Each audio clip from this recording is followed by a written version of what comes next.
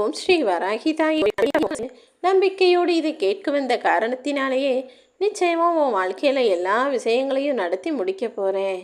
ஒரு பொருட்களை அழுக்காக இருக்குதுன்னு கழுவும் போது அது வெள்ளையாயிடும். ஆனால் அதை கழுவுன தண்ணி அதில் இருக்கும் அழுக்கையெல்லாம் ஏற்றுக்கொள்வது போலதான் அடுத்தவரை பற்றி புறம் பேசுபவர்களின் நிலையும் மாறப்போகுது.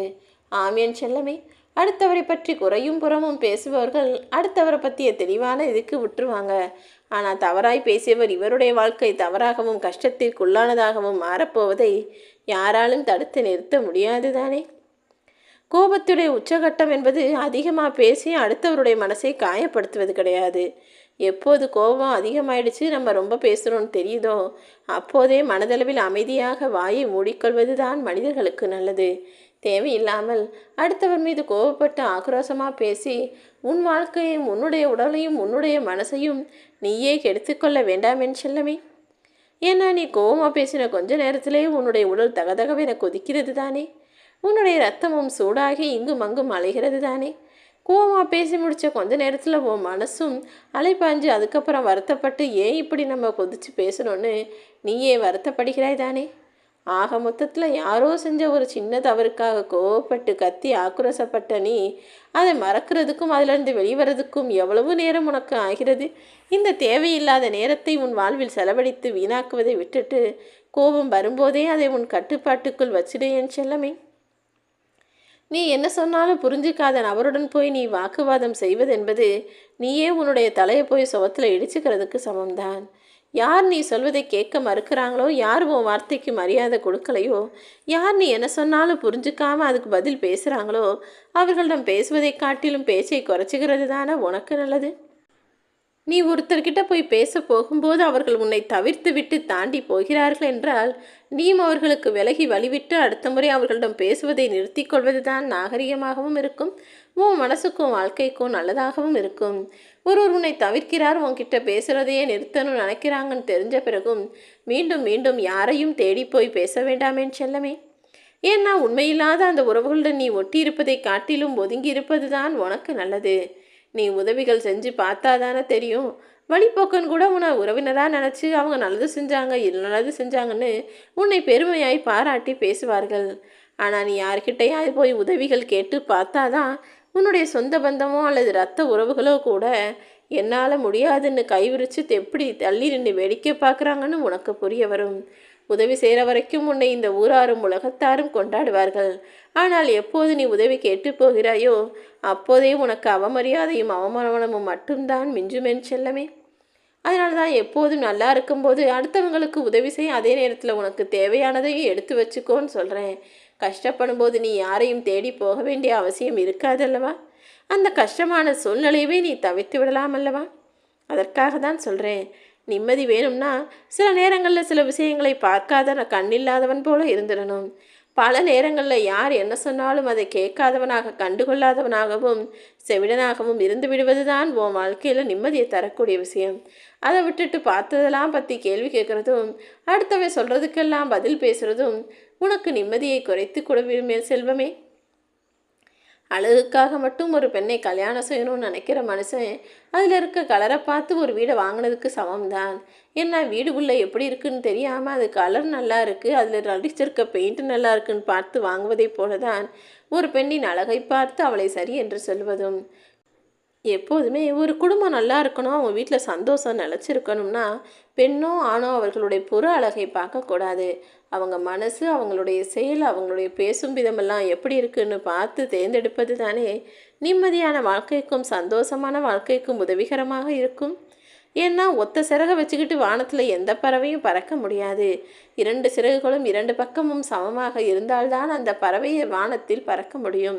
அதே போல் ஒத்து வராத மனம் கொண்ட மனிதர்களும் உறவுகளும் நிம்மதியாக வாழ்க்கையை எப்படி வாழ முடியும் என் செல்வமே.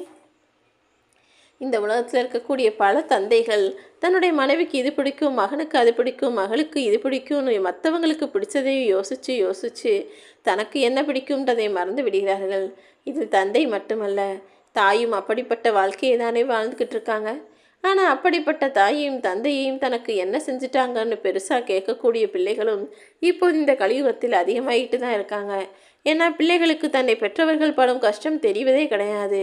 அவங்களுக்கு வருமானம் வருது, அவங்க எல்லாத்தையும் பார்த்துக்கிறாங்க, சமாளிச்சுக்கிறாங்க நினைக்கிறாங்களே தவிர, அவங்க எப்படி எல்லா சவால்களையும் சந்திக்கிறார்கள் என்பது கடைசி வரை இவர்களுக்கு புரியாததால் தான் இவர்கள் பெற்றவர்களுக்கு கொடுக்கும் மரியாதையும் மதிப்பும் கூட அங்கு இருப்பதில்லை என்பதுதான் உண்மை.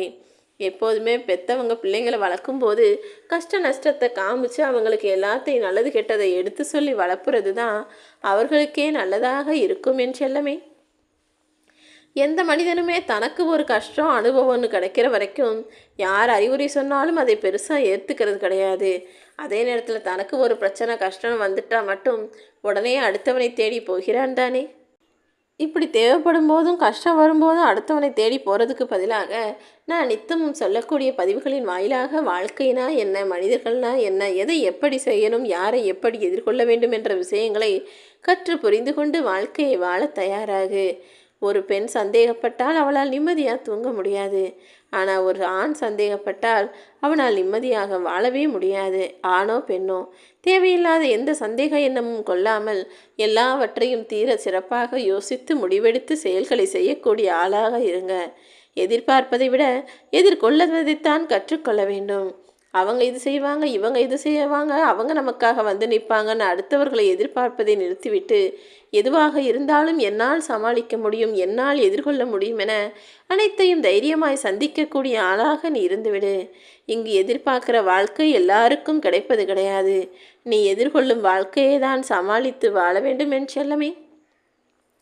நீ எந்த தவறும் செய்யாமலேயே அடுத்தவர்கள் உன்னை குறை சொல்லி குற்றம் சாட்டி உன் தன்மானத்தை சீண்டுபடி உன்னுடைய உறவுகளையே திட்டி தூற்றுகிறார்களா? கவலைப்படாதே. அப்படி யார் உன் தன்மானத்தை சீண்டினாலும் நீ தைரியமாக எதிர்த்து நில்லு. உன் மேலே எந்த தவறும் இல்லாத பட்சத்தில் எதற்காக உன்னையும் உன்னுடைய குடும்பத்தாரையும் குறை சொல்ல வேண்டும்?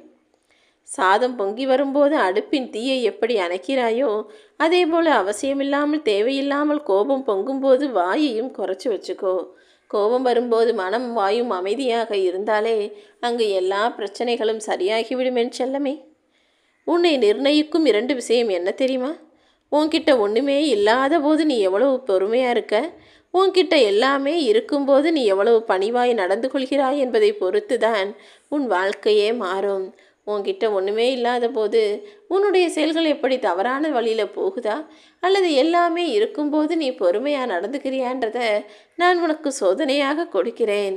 எல்லா சோதனைகளையும் கடந்து நீ உன் வாழ்க்கையை ஜெயித்து விட வேண்டும் என் செல்லமே. ஒரு மனைவியின் அழுகைக்கும் கோபத்துக்கும் பின்னால் அன்புங்கிற எதிர்பார்ப்பு மட்டும்தான் இருக்கும். இதை கணவன் புரிந்து கொள்ளாத வரைக்கும் தோத்துக்கிட்டே தான் இருப்பான். அவங்க குடும்பத்தில் சந்தோஷமும் வராது. எப்போதுமே ஒரு ஆண் என்பவன் தன்னுடைய மனைவி எல்லாத்தையும் தனக்காக செய்யணும்னு எதிர்பார்க்கறது போல தான் ஒரு மனைவியும் தனக்கான அன்பை தன் கணவர் கொடுக்க வேண்டும் என எப்போதும் எதிர்பார்ப்பாள். ஆனால் கணவருக்கு எல்லாம் தெரிஞ்சும் கூட அவங்க அதை செய்கிறது கிடையாது. சில பேர் தெரிஞ்சாலும் புரிஞ்சுக்கிறது கிடையாது. சில பேர் மனசுக்குள்ளே வச்சிருக்கிற அன்பை வெளிக்காட்டுவதும் கிடையாது என ஒவ்வொரு ஆணும் ஒவ்வொரு பெண்ணும் ஒவ்வொரு விதமாக இருந்தால் வாழ்க்கை நரகமாகத்தானே இருக்கும். திருமணத்துக்கு பிறகு ஆணுடைய வாழ்க்கை நரகம் என பல பேர் வாயளவில் சொல்லிக்கிட்டு இருந்தாலும் உண்மை என்னன்னா அவங்க மனைவியை நேசிக்க தெரியலங்கிறது தான். உன்னுடைய உண்மையான அன்பையும் பாசத்தையும் உன்னுடைய துணைக்கு வெளிக்காட்டிவிடு என் செல்லமே.